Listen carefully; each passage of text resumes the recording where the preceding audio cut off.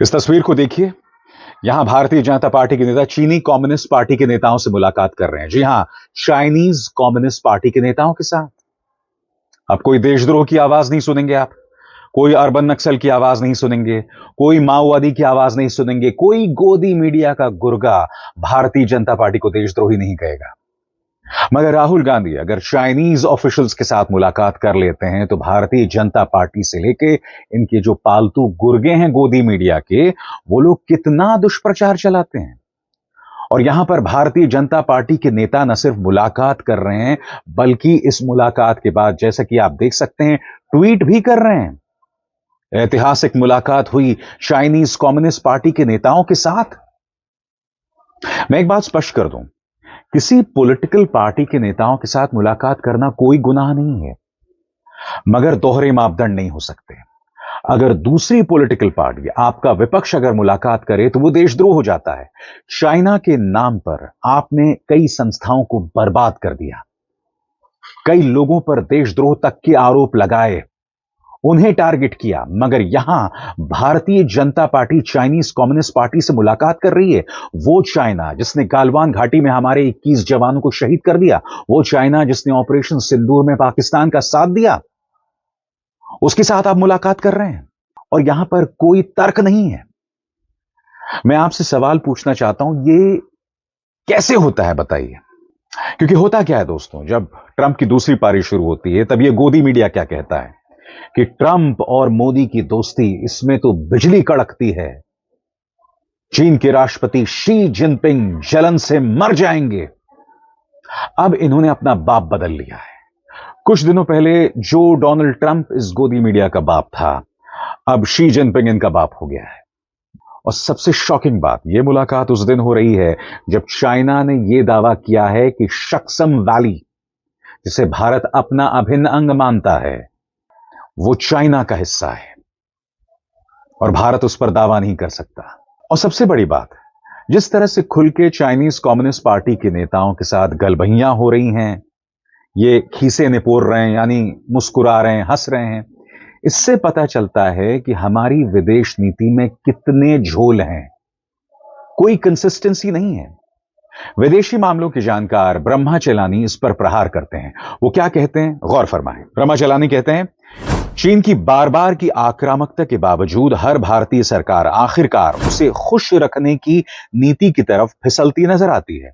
BJP और Chinese communist party के बीच दिखाई देने वाली ये तथाकथित गर्मजोशी, जिसकी झलक इस तस्वीर में बीजेपी मुख्यालय आए उप मंत्री के नेतृत्व वाले चीनी प्रतिनिधिमंडल से मिलती है, ऐसे वक्त सामने आई है जब सिर्फ 8 महीने पहले ही बीजिंग ने चुपचाप लेकिन अहम भूमिका निभाकर पाकिस्तान के खिलाफ भारत के ऑपरेशन सिंदूर को नाकाम करने की कोशिश में दखल दिया था।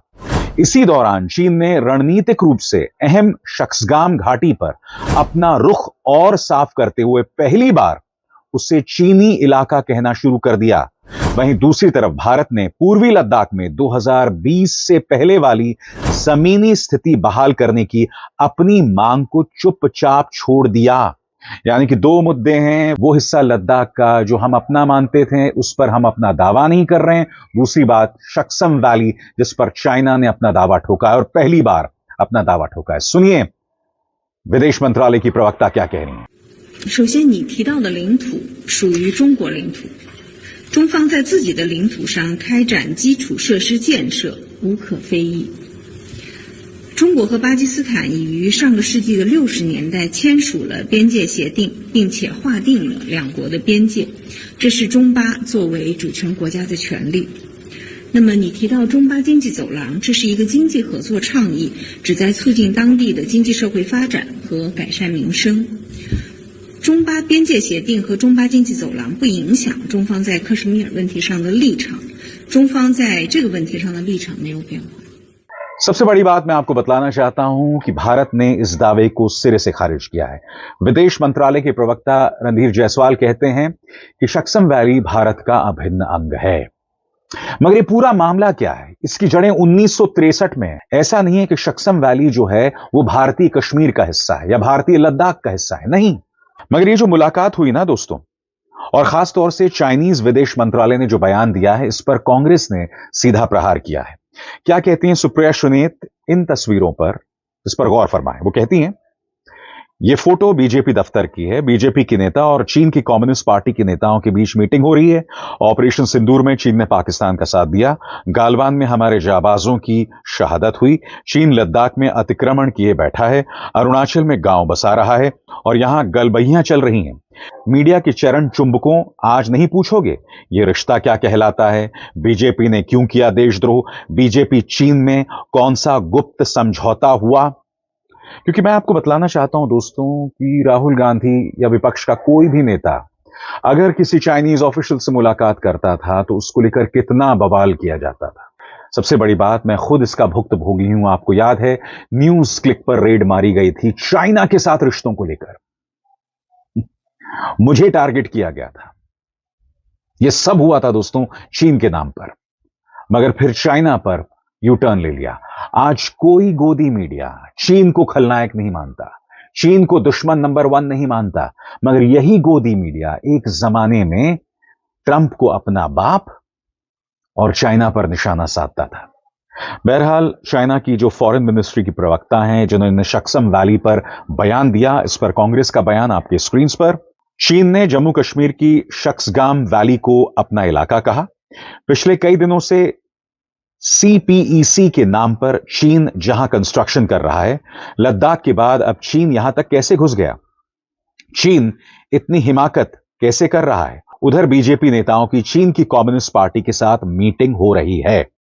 आज सवाल यह पूछना पड़ेगा कि भारत की विदेश नीति कौन चला रहा है? क्या यह बात सही नहीं है कि यह शख्स एस जयशंकर आजाद भारत के इतिहास का सबसे नाकारा और सबसे कायर विदेश मंत्री है? मैं आपसे समझना चाहता हूं, हालांकि मुझे इस बात की गलतफहमी नहीं है कि विदेश मंत्रालय भी प्रधानमंत्री कार्यालय ही चलाता है, मगर ये जो शख्स है ना एस जयशंकर, वो भारतीय जनता पार्टी सरकार में गिने चुने जो पढ़े लिखे मंत्री हैं या नेता हैं उनमें शुमार है। अंग्रेजी बहुत अच्छी बोलते हैं। इनके जो भक्त हैं इन्हें लेजर आइज जयशंकर के तौर पर पेश करते हैं और हर गुजरते दिन के साथ ऐसी घटनाएं हो रही हैं जो हमारी विदेश नीति पर सवाल उठा रही हैं। भारतीय जनता पार्टी ने जिस तरह से चाइनीज कम्युनिस्ट पार्टी के साथ मुलाकात की, वो विवाद का मुद्दा बन ही गया है। अब मैं आपके सामने 2 और मुद्दे रखना चाहता हूं। जैसे कि आप जानते हैं कि जर्मनी के चांसलर इस वक्त भारत में है। अब यहां पर उन्होंने बयान दिया है कि हमें खुशी है कि रूस पर भारत की निर्भरता कम हो रही है या खत्म हो रही है। याद कीजिएगा, पोलैंड के विदेश मंत्री ने यही बात एस जयशंकर की मौजूदगी में कही थी। तो मैं आपसे सवाल पूछना चाहता हूं कि रूस को लेकर हम क्या संदेश दे रहे हैं? वो रूस जो हमारा सुख दुख में साथी रहा है, उस रूस को लेकर विदेशी मेहमान आते हैं, रूस की तौहीन करते हैं या रूस को लेकर कुछ ऐसा बयान देते हैं जिससे भारत सहमत नहीं है, चले जाते हैं, मगर हमारा विदेश मंत्रालय चूं तक नहीं करता।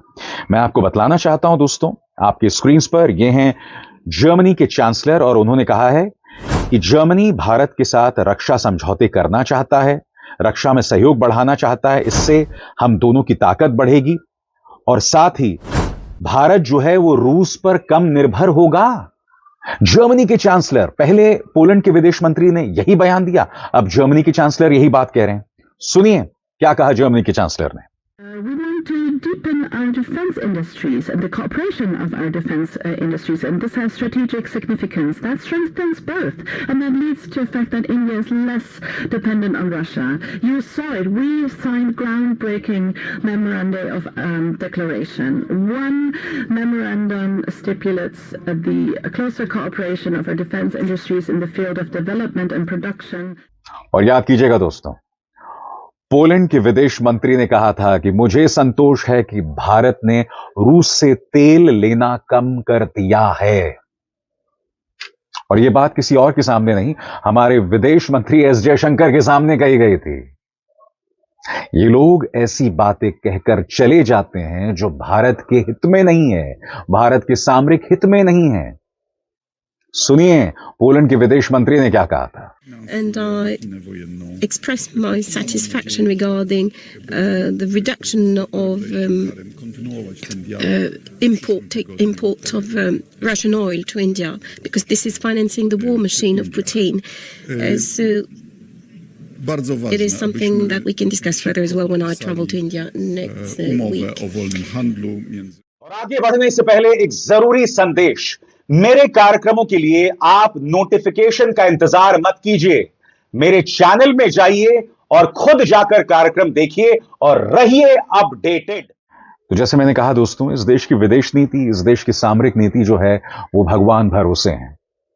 ये हैं हमारे राष्ट्रीय सुरक्षा सलाहकार माननीय अजीत डोभाल। इन्होंने परसों ही बयान दिया था जिसमें उन्होंने कहा था कि विदेशी आक्रांताओं ने जो मंदिर बर्बाद किए थे उसको लेकर हमारे युवाओं को बदला लेना चाहिए, प्रतिशोध लेना चाहिए।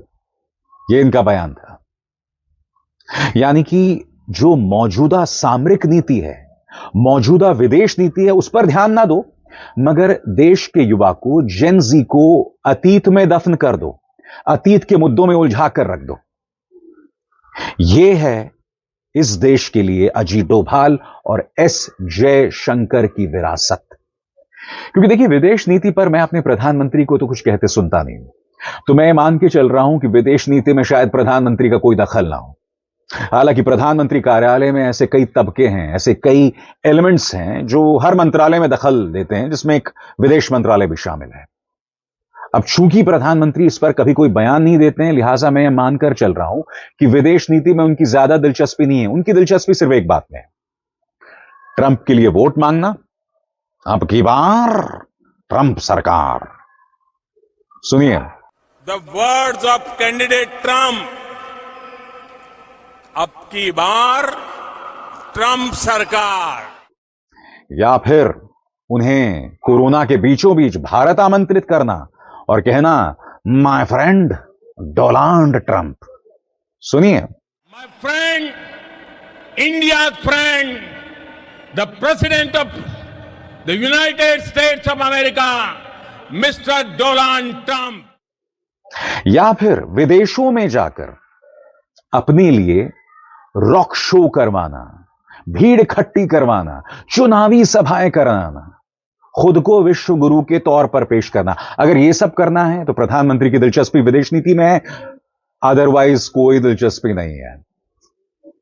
इन लोगों ने मजाक बनाकर रख दिया दोस्तों। मैं फिर स्पष्ट कर दूं, अगर आप चाइनीज कम्युनिस्ट पार्टी के नेताओं से मुलाकात कर रहे हैं तो इसमें कुछ गलत नहीं है। पार्टियां मुलाकात करती हैं, मगर दोहरे मापदंड नहीं हो सकते हैं।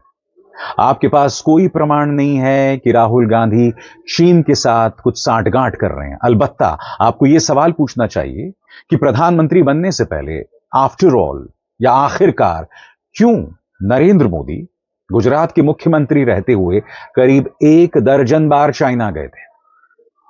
यह सवाल तो पूछा जाएगा ना साहब। या इस सवाल पूछने में भी कुछ गलत है?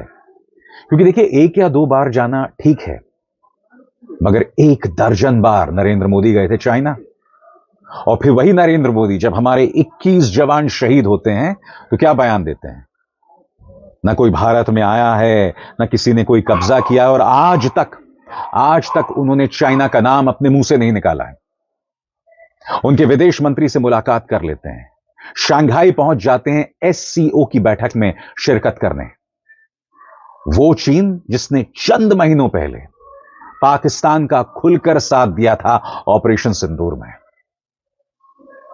भारतीय जनता पार्टी, शर्म आती है तुम्हें? शर्म आती है तुम्हें? दूसरों को देशद्रोही कहना बंद करो और अपने गिरबान में झांको। इस बेशर्मी पर लगाम लगाओ। बेहूदगी है अव्वल दर्जे की। अविसार शर्मा को दीजिए इजाजत। नमस्कार।